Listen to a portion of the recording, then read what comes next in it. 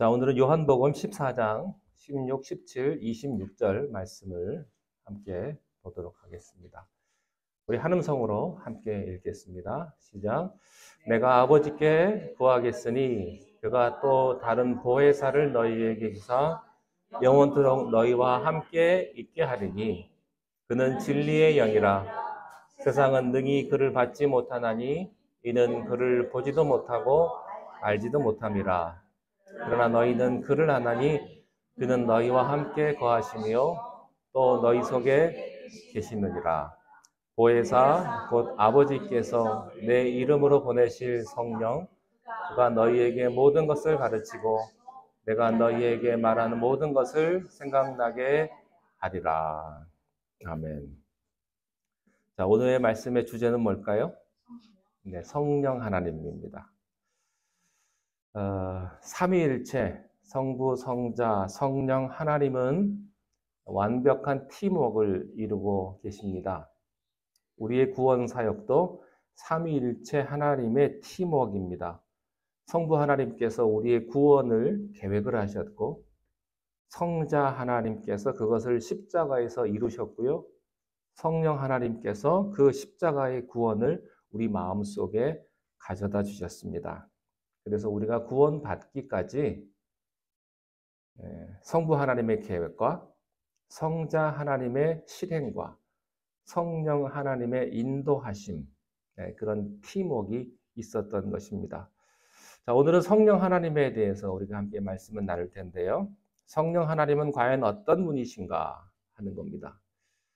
우리가 성령 하나님 할 때 중요한 사실은 이 성령님은 예수님께서 보내신 보혜사라고 하는 것입니다. 먼저 성령은 예수님의 영이다. 이게 중요합니다. 여러분 쉽게 생각하세요. 성령을 너무 어렵게 생각하지 마세요. 성령은 예수님의 영입니다. 우리에게도 영이 있고 또 육이 있지 않습니까? 교단마다 나누는 게 달라요. 장로교회에서는 영혼과 육, 이분법으로 나누지만 대부분의 이제 침례교나 감리교, 웨슬리안 계통은 삼분법으로 나눕니다.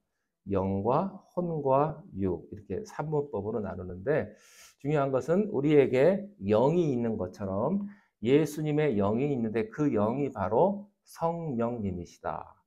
우리가 성령을 받았다. 이 말은 예수님의 영을 받았다. 그런 말씀이세요. 자, 요한복음 16장 7절 한번 보시겠습니다. 자, 읽겠습니다. 요한복음 16장 7절. 그 왼쪽 그 다음 게 있을 텐데 본문 다음에 그 왼쪽으로 한번 가보시겠어요? 예, 거기. 그 다음, 16장 7절 읽겠습니다.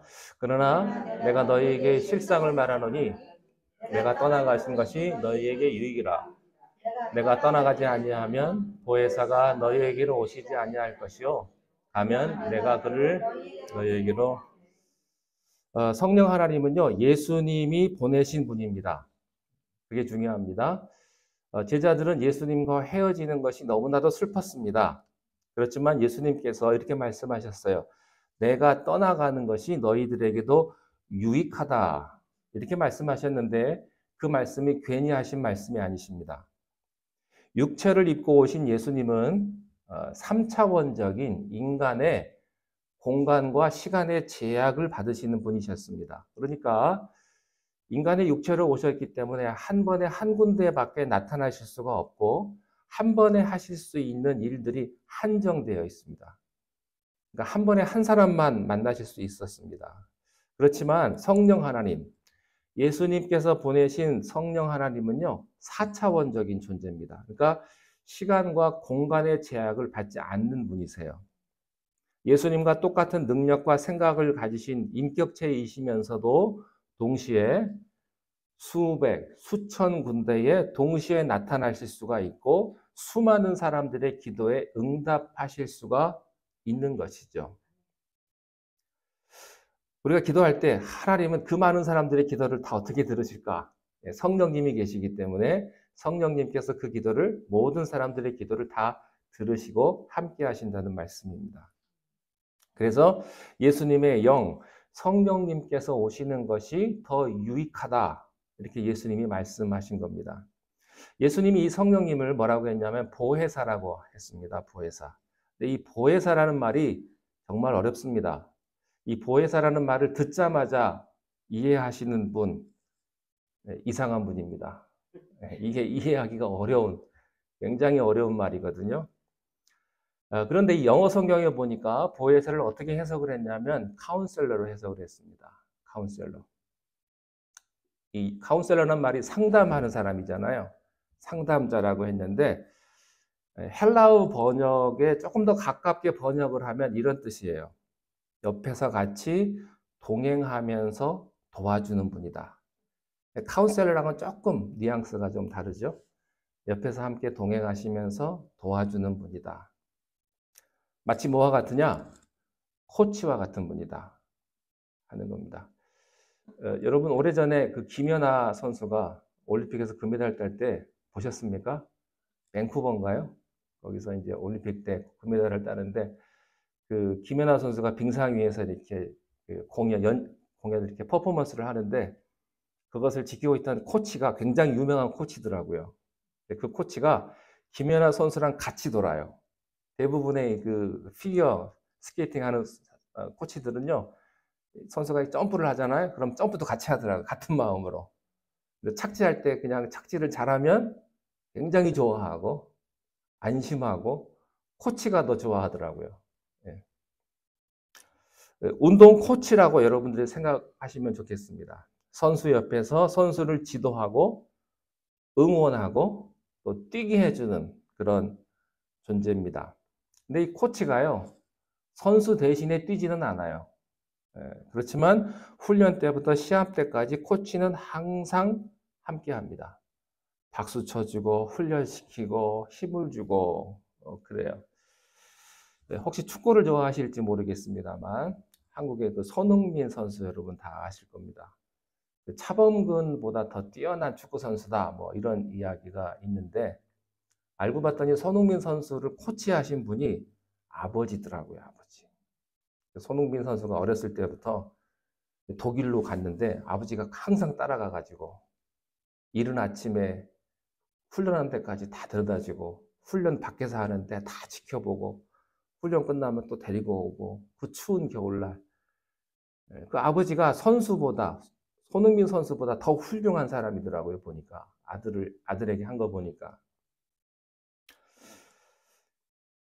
겉으로 드러나지는 않지만 코치의 역할은 절대적입니다. 그러니까 좋은 코치가 없는 좋은 선수는 결코 태어날 수가 없는 거예요. 우리가 선생님도 어렸을 때 좋은 선생님 만나는 거 하고요. 안 그러하고 인생이 완전히 달라지잖아요. 근데 선생님이면 다 좋은 선생님은 아닌 것 같더라고요. 정말로 좋은 선생님 만나면요. 그 아이의 인생이 달라져요. 좋은 선생님이 가르치는 과목은 잘합니다. 열심히 합니다. 근데 선생님 좀 잘못 만나면요. 공부에 흥미를 잃어버려요.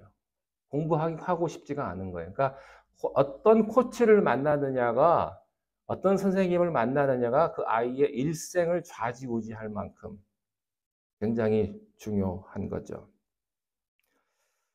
우리도 마찬가지입니다. 우리가 믿음이 좋아서 이 자리에 있다고 생각하지 마십시오. 목사의 믿음과 의지로 여기까지 온 것 절대 아닙니다. 보이지 않는 성령님 코치가 옆에 계셔서 나를 조련하시고 나를 꾸짖어 주시고 격려해 주시고 이끌어 주셔서 여기까지 온 거예요. 오늘 갈까 말까? 오늘 교회 하루 쉴까? 그때 코치께서 성령님께서 우리에게 힘을 주시는 거예요. 그래도 가야지. 내 마음속에 그런 감동을 주시는 거예요. 우리는 항상 갈등을 하지만 성령님께서 그때마다 우리를 선한 곳으로 우리를 인도하시는 겁니다. 어떤 자유주의 신학자들은 성령을 어떤 기라고 이야기를 합니다. 기. 기를 모은다. 그런 게 아닙니다. 세도나에 가보면 거기서 기가 나온다고 그러지 않습니까? 그런 기가 아니에요. 성령님은 인격이십니다. 예수님은 영이십니다. 이 사실을 간과하는 그저 성령 충만만 부르짖고 하는 기도원 같은 데를 가면요. 너무 시끄럽고 정신이 없어요. 목에 핏대를 세우고 고함을 지르고 굉장히 어지럽습니다. 여러분 그렇지만 성령님은 인격체세요. 그분은 불처럼 바람처럼 뜨겁고 강렬하게 임하시지만 성령이 임재하시는 곳에서는 질서가 있습니다. 질서가. 균형이 있고요. 평안함과 경건함이 있어요. 그래서 우리가 예수 믿을 때 중요한 것은 밸런스예요. 밸런스.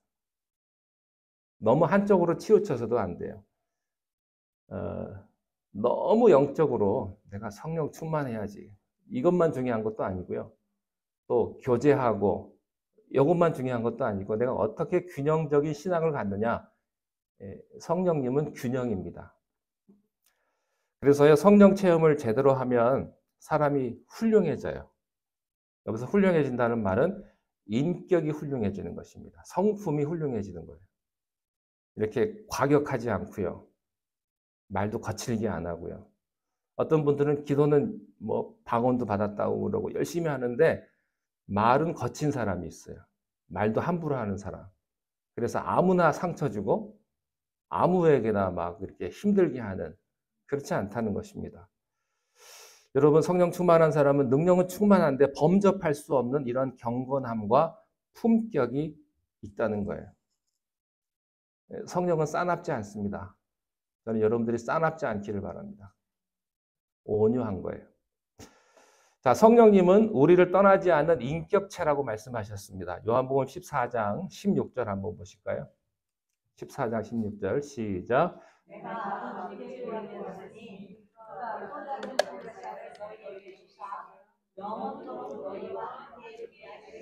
자, 여기 보니까 영원토록 너희와 함께 있게 하겠다 이렇게 말씀을 하셨거든요.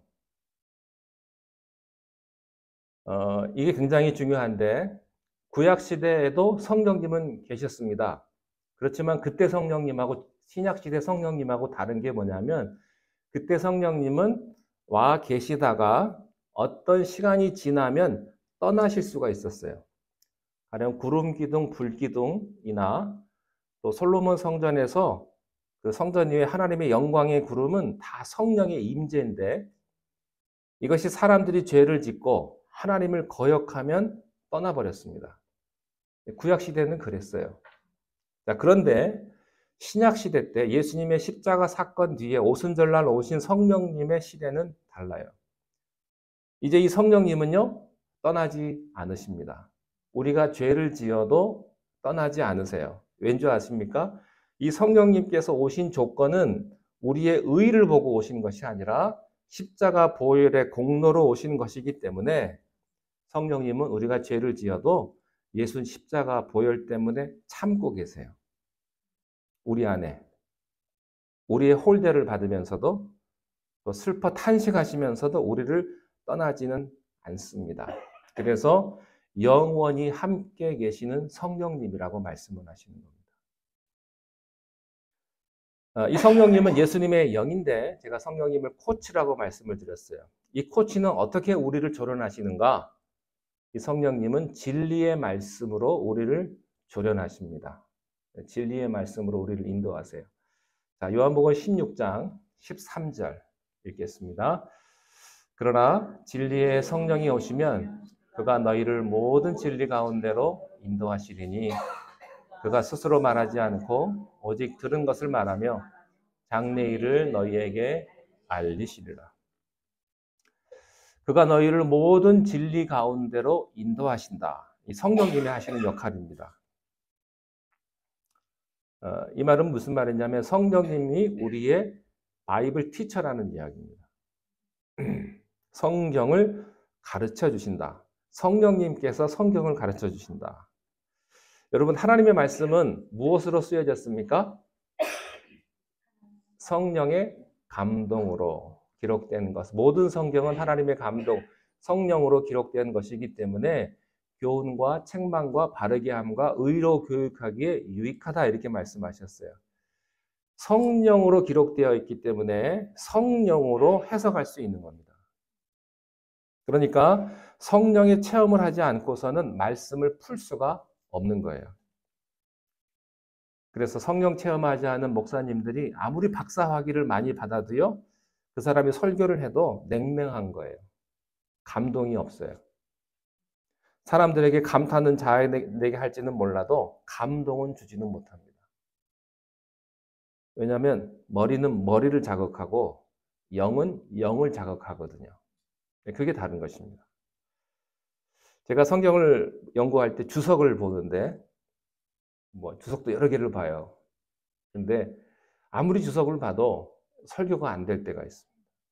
여러분, 주석 가지고 설교하는 게 아니거든요. 네. 주석으로 말해주지 않는 성령의 감동으로만 볼 수 있는 어떤 말씀의 행간이 있습니다.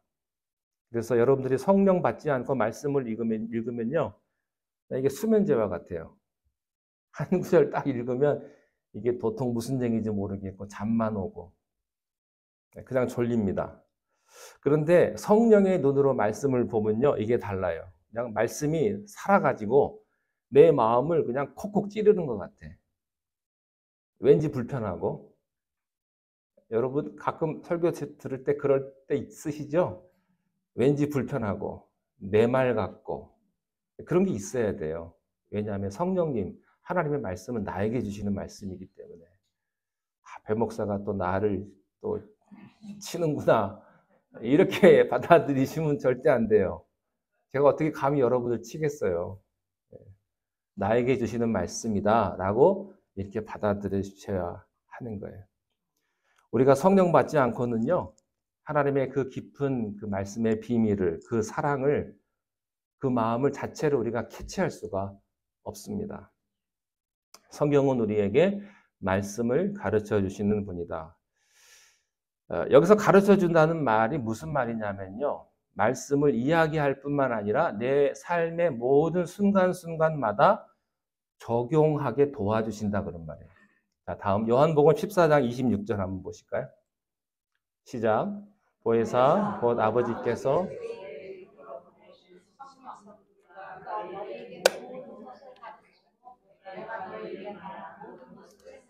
모든 것을 생각나게 하리라. 영어 성경에 보니까 He will remind you. 그러니까 상기시켜 준다는 말이에요. 상기시켜 준다. 여러분 성경책이 이렇게 두껍잖아요. 신구약 성경 66권 이렇게 두꺼운데 가령 내 삶에서 어떤 사건이 일어났어요. 근데 그 상황을 내가 어떻게 풀어야 할 것인가? 내가 이렇게 영적으로 내가 풀긴 풀어야 될 텐데 어떻게 풀어야 될 것인가? 가정에서 여러분 부부싸움이 예상치 못한 데서 부부간에 이렇게 부딪히는 상황이 있지 않습니까? 네, 그럴 때 남편이 화를 확 냈을 때, 아내가 화를 확 냈을 때 이걸 어떻게 성경적으로 믿음으로 말씀으로 풀 것인가? 그때 스탑하고 성경책을 딱 뒤지면 말씀이 나옵니까? 안 나오죠. 언제 그거 찾고 있겠어요? 기억이 안 나지. 위기가 생겼는데 그때는요, 성경 아무것도 귀에 안 들어와요. 생각도 안 나고. 여러분들 우리가 저기 골프들을 많이 치시니까 골프를 치면요, 골프를 이렇게 밖에 나가서 치면 위기 상황이라는 게 있습니다. 제가 한국 가니까 그 스크린 골프들을 많이 치시더라고요. 그래서 이모부가 스크린 골프 치러 가자고 그래가지고 이제 갔는데 골프를 잘 쳐요.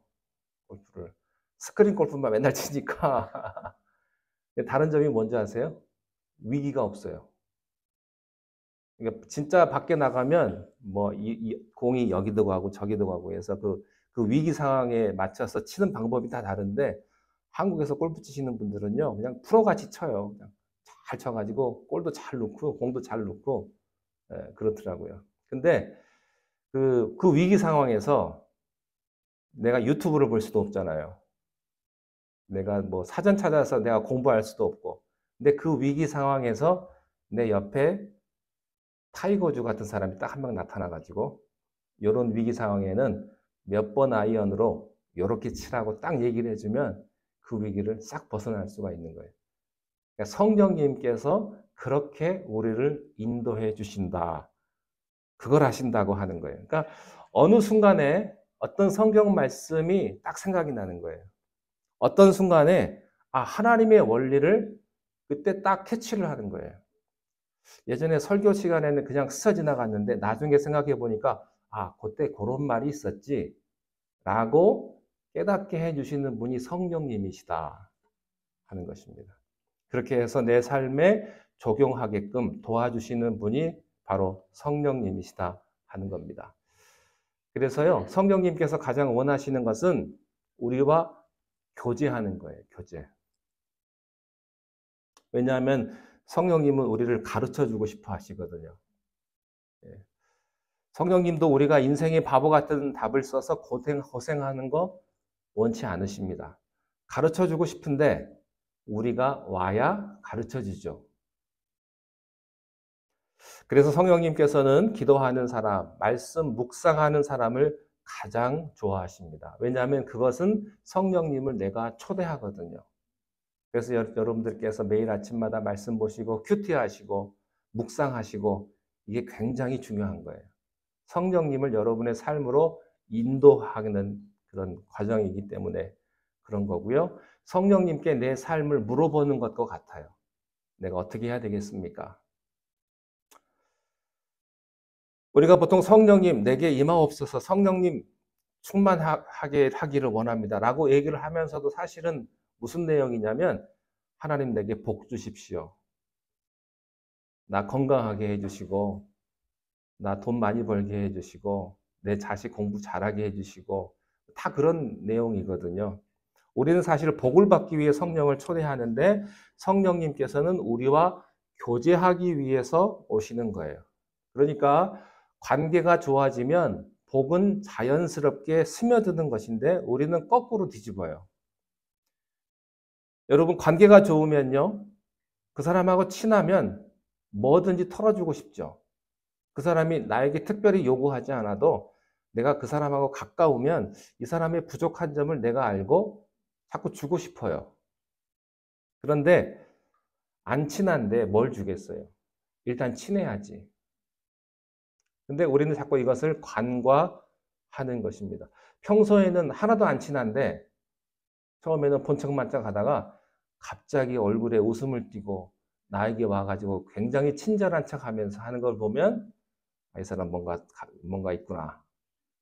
때로 느낄 때 있지 않습니까? 평소에도 가까워야죠. 네. 여러분들 교회에서요, 다 이렇게 비슷비슷하게 사귀세요. 다 비슷비슷하게.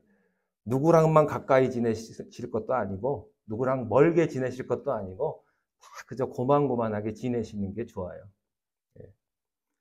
그래서 먼저 그의 나라와 의를 구해야 다른 것도 주신다고 하는 거예요.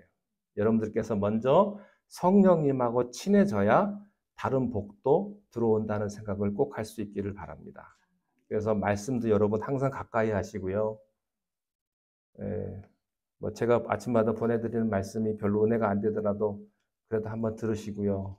예, 그게 중요한 거예요. 성령의 사람이 된다는 것은 하나님과 깊게 교제한다 그런 뜻입니다. 자, 두 번째, 성령님은 어떤 분이시냐면 살리시는 영이십니다. 아무리 좋은 것이라도 죽은 것은 비참합니다. 생물학적인 생명은 있지만 영이 죽어 있으면요, 그것은 살아도 산 게 아닙니다. 성령이 역사하시면 영이 살아나게 됩니다. 자, 로마서 8장 11절 시작. 예수를 죽은 자 가운데서 살리신 영이 너희 안에 거하시면 그리스도 예수를 죽은 자 가운데서 살리신 이가 너희 안에 거하시는 그의 영으로 말미암아 너희 죽을 몸을 살리시리라. 이 성령이 임하면요, 자살을 생각하던 사람들도요, 죽음의 생각이 머릿속에서 싹 사라져 버립니다. 우울증과 또 남을 죽이려는 그런 생각이 싹 밀려나가는 거예요. 마른 골짜기에 뼈가 생기가 들어오면 다시 살아나는 것입니다. 세상은요, 자꾸 우리를 죽이려고 해요. 나를 죽이려고 합니다. 나를 불안하게 하고, 나를 답답하게 하고, 그렇지만 우리가 손을 펴서 하늘의 도움을 구하고 성령의 생기를 초대해야 우리의 영이 살 수 있다는 사실입니다. 여러분들 성령의 생기를 초대할 수 있기를 바랍니다. 이 성령은요, 또 연합의 영이에요. 연합의 영. 에베소서 2장 22절 보겠습니다. 너희도 성령 안에서 하나님이 거하실 처소가 되기 위하여 그리스도 예수 안에서 함께 지어져 가느니라. 제가 이제 몇 달 전부터 이번 시리즈를 준비하면서 쭉 이 성경을 이렇게 살펴보는데요. 성령님 얘기하는 게 그렇게 많더라고요. 보통 때는 잘 못 봤는데 성령님을 찾아보니까, 그래서 여러분 앞에 화면 보시면 빨간색이 다 성령님에 대한 이야기예요. 여러분 성경을 한번 유심히 보세요. 성령에 대한 이야기가 그렇게 많습니다. 성령님. 자, 교회가 그리스도의 몸이죠. 그리스도는 교회의 뭐예요? 머리죠.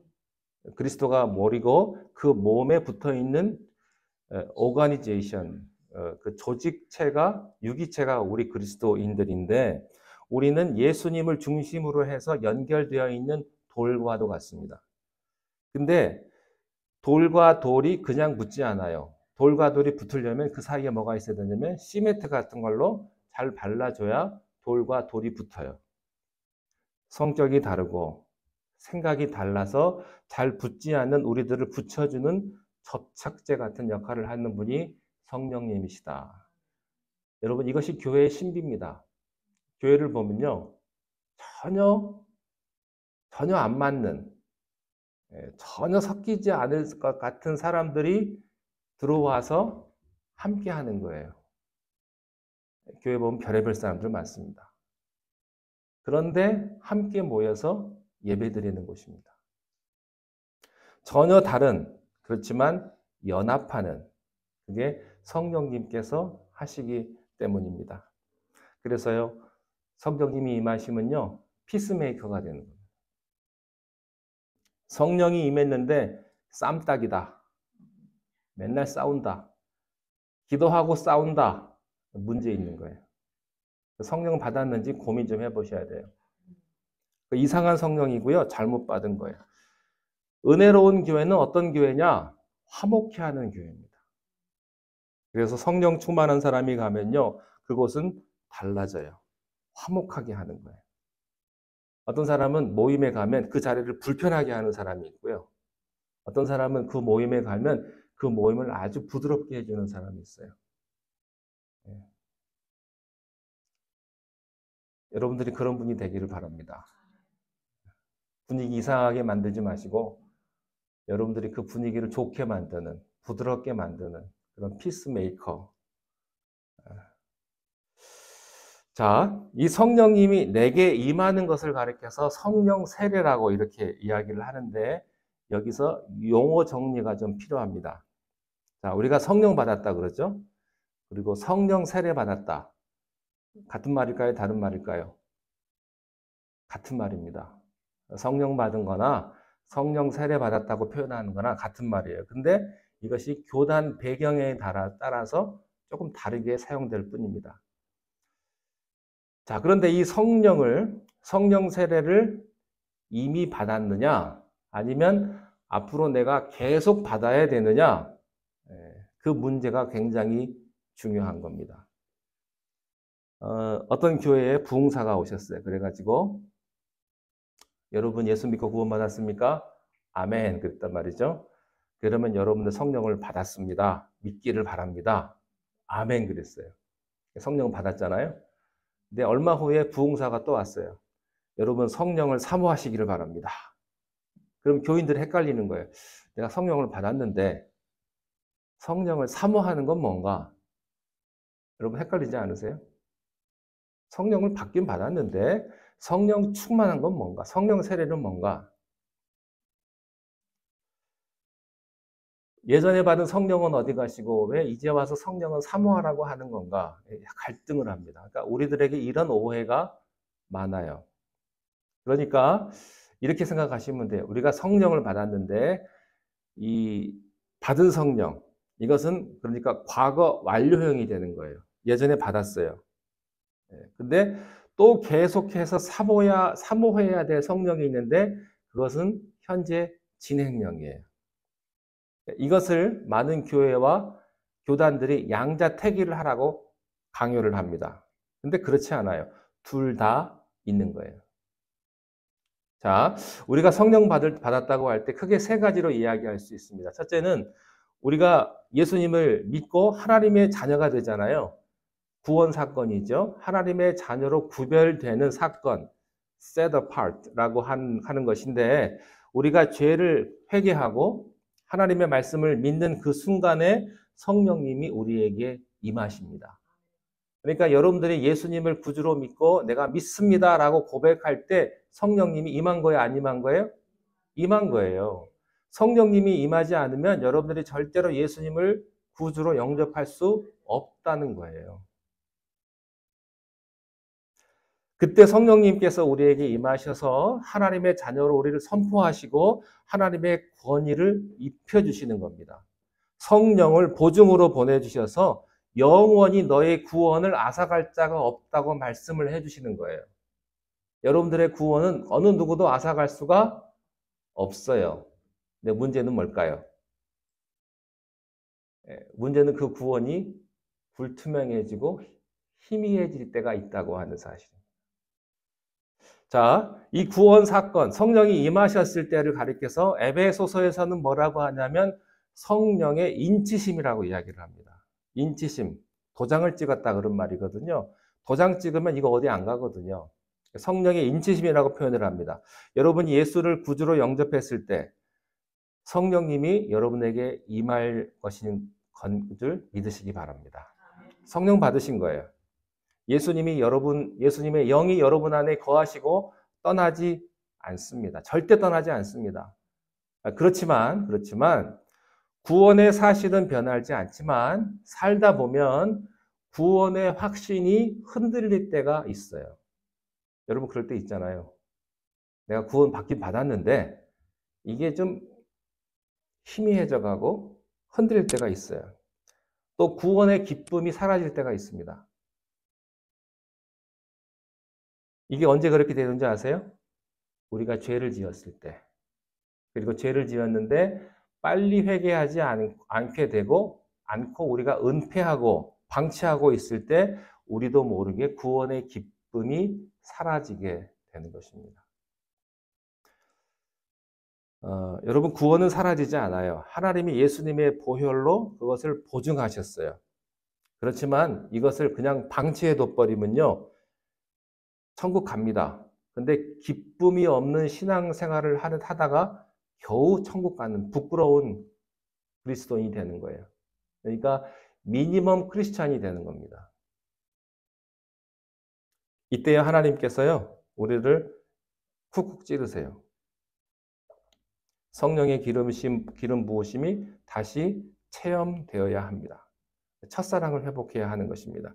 이런 의미에서 현재 진행형, 성령님께서 다시 새롭게 구원의 감격을 회복시켜 주셔야 하는 거예요. 그래서 구원은 이미 받았죠. 그런데 뭐가 필요한지 아십니까? 여러분 제가 아이패드가 앞에 있는데요. 여러분 전화기 있죠? 아이폰이나. 전화기에 보면 업데이트가 있어요.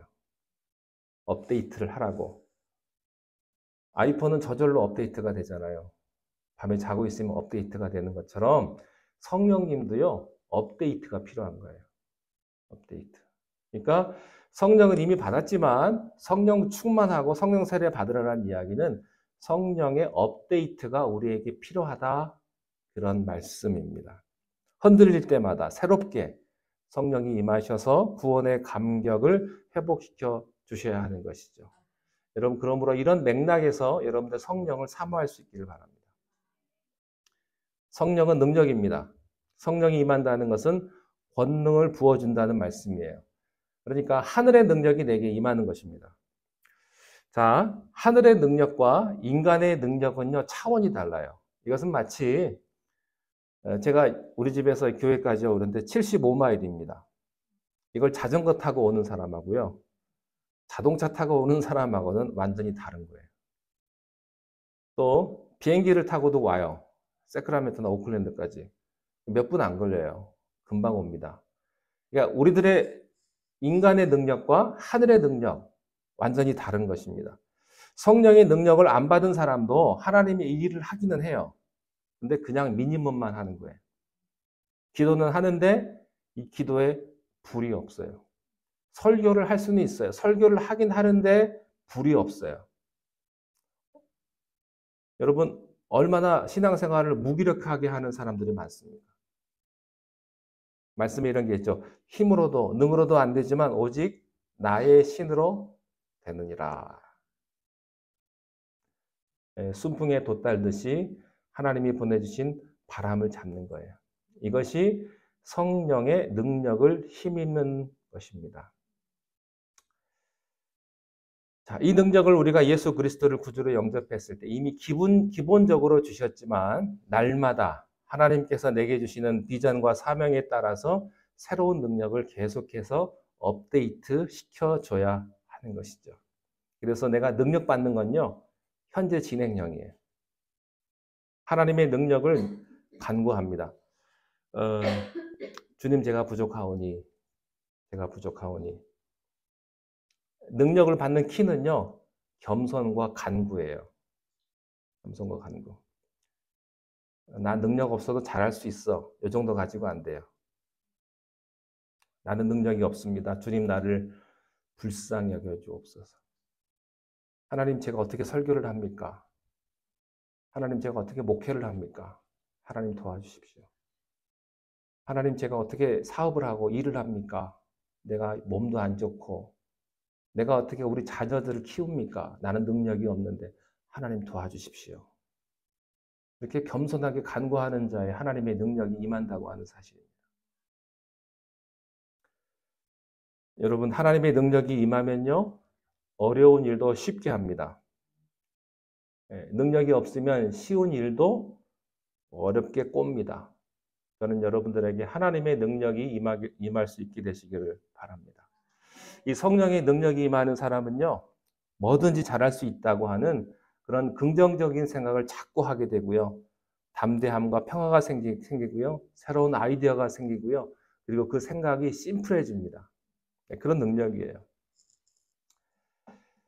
자, 한 가지만 더 말씀을 드릴게요. 우리가 이 성령의 능력이라고 하는 컨텍스트 안에 우리가 생각해야 될 게 뭐가 있냐면 은사가 있습니다. 은사에 대한 이야기만 잠시 하도록 하겠습니다. 성령의 은사. 여러분 은사 아시죠? 은사를 영어로 뭐라고 할까요? 기프트. 말 그대로 하나님이 주시는 선물입니다. 선물. 이 성령님께서 주시는 은사를 받았느냐 안 받았느냐, 이거보다 더 중요한 것은 뭐냐면 그 은사에 따라서 달려오는 사명이 무엇이냐 하는 겁니다. 하나님께서 그냥 아무 목적 없이 여러분에게 은사를 주지 않습니다. 하나님께서 어떤 사람에게 그 사람에게 해머를 줬다는 이야기는요, 그 해머를 가지고 못을 박으라고 그걸 준 거예요. 하나님께서 여러분들에게 어떤 음식 재료를 줬잖아요. 김을 주고 밥을 주고 시금치를 주고 단무지를 줬다는 이야기는 그거 가지고 뭐 만들라는 이야기예요? 김밥 만들라는 이야기예요. 근데 이 재료를 줬는데 아무것도 안 하고, 하나님이 은사를 주셨는데 아무것도 안 하고 있으면 하나님이 어떻게 하실까요? 그 은사를 뺏어서 다른 사람에게 주시는 거예요. 자, 하나님께서 우리 각자에게 하나님의 은사를 주셨는데 은사가 얼마나 다양한가 한번 보시기 바랍니다. 고린도전서 12장 8절부터 11절 시작. 어떤 사람에게는 성령으로 말미암아 지혜의 말씀을,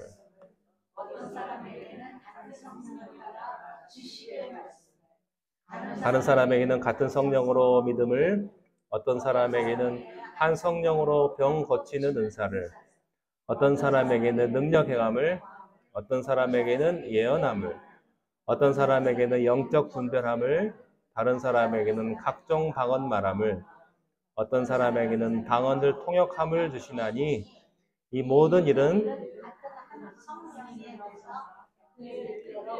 각 사람에게 나누어 주시는 것이니라. 여기서 제일 중요한 게 이거예요. 그의 뜻대로 각 사람에게 나누어 주신다. 그의 뜻은 누구의 뜻일까요? 하나님 뜻대로. 하나님 뜻대로. 이 말은 하나님이 목적을 가지고 맞춤형 은사를 주신다고 하는 거예요. 그러므로 괜히 남이 받은 은사, 선물하고 비교하지 마십시오. 부모님이요, 아들한테는 로봇 장난감을 사주지만 딸한테는 예쁜 인형을 선물로 주는 것과 같은 거예요. 사람에 따라서, 목적에 따라서 하나님이 주시는 은사가 다르다고 하는 것입니다. 은사가 없어도 하나님의 일을 하기는 하죠. 그렇지만 차원이 달라요. 방언을 안 받아도 기도할 수 있죠. 근데 파워가 달라요. 방언 받은 사람은. 가르침의 은사를 안 받고도 설교할 수 있어요. 그렇지만 감동은 달라요. 하나님께서 여러분에게 어떤 은사를 주셨습니까? 그러면 그 은사에는 반드시 사명이 있다, 목적이 있다 하는 것입니다. 또 한 가지 생각할 것은 은사는 주시면 받는 거지 내가 노력해서 쟁취하는 것이 아니다 하는 거예요. 은사는 사모할 수는 있어요. 그렇지만 하나님이 안 주고 싶으면 못 받는 거예요. 그래서 우리가 하나님의 은사를 감당할 때요, 겸손해야 됩니다. 그리고 또 하나, 그 은사를 안 받은 사람에게 존경을 표할 줄 알아야 돼요. 무시하면 안 됩니다. 그 사람이 나에게 준 은사는 안 받았고 그 사람이 나보다 못한 사람이다 이렇게 생각하시면 안 된다는 거예요. 그 사람에게는 다른 사명이 있고 다른 은사가 있는 거예요. 그래서 성령이 주도하는 이 은사 배급에 있어서 인간적인 실수로 조작하고 푸시하면 안 된다고 하는 것입니다. 네, 어떤 교회는요, 굉장히 극단적인 교회가 있어요. 그래서 교인들 중에 방언을 못하면 구원받은 게 가짜다 이렇게 말하는 분들이 있어요. 그래가지고 구원 못 받는, 방언 못하는 사람 데리고 와가지고 방언 학교를 데리고 갑니다. 방언 학교 데리고 가가지고 할렐루야를 100번을 빨리 해라. 그러면 혀가 돌 것이다. 이렇게 훈련을 받아요. 방언을. 네. 혀가 돌기 전에 머리가 돌아버릴 것 같아요. 여러분, 하나님이 주시는 선물을 어떻게 사람이 인위적으로 만들어요? 실제로요, 저희 어머니가 방언을 못 하시는데 교회에 방언만 하시는 분이 계세요. 권사님 중에. 그래서 저희 어머니가 나도 방언하고 싶다고 그러셨다는 거예요. 그렇더니 그 권사님이 자, 나 따라하라고. 그래서 방언을 가르쳐 주셨대요. 그래서 어머니가 받으셨대요. 제가 웃었어요. 그 방언은 하나님이 주시는 게 아니고 그 권사님이 주시는 건가 보네요. 그런 게 많아요, 여러분. 그렇게 굉장히 많아요. 네. 여러분, 그런 인위적인 조작이 무슨 방언의 은사겠어요? 은사는 하나님의 선택이에요. 사모는 할 수 있지만 끌어낼 수는 없는 것입니다. 여러분에게 주시는 은사는 무엇입니까? 네. 가장 중요한 건 은사에는 사명이 있다. 하나님의 뜻이 있다. 여러분이 받은 은사를 하나님을 위해서 사용할 수 있기를 바랍니다. 기도하겠습니다. 성령님, 우리 가운데 임하셔서 우리가 세상을 살아나가는데 성령의 은혜로, 성령 충만함으로 이 세상을 승리하며 살아가게 인도하여 주시옵소서. 우리들 연약합니다. 주님께서 우리와 잠시도 함께하지 아니하시면 우리는 이 험한 세상을 살아갈 수 없사오니 우리의 연약한 육신, 우리의 연약한 마음을 붙들어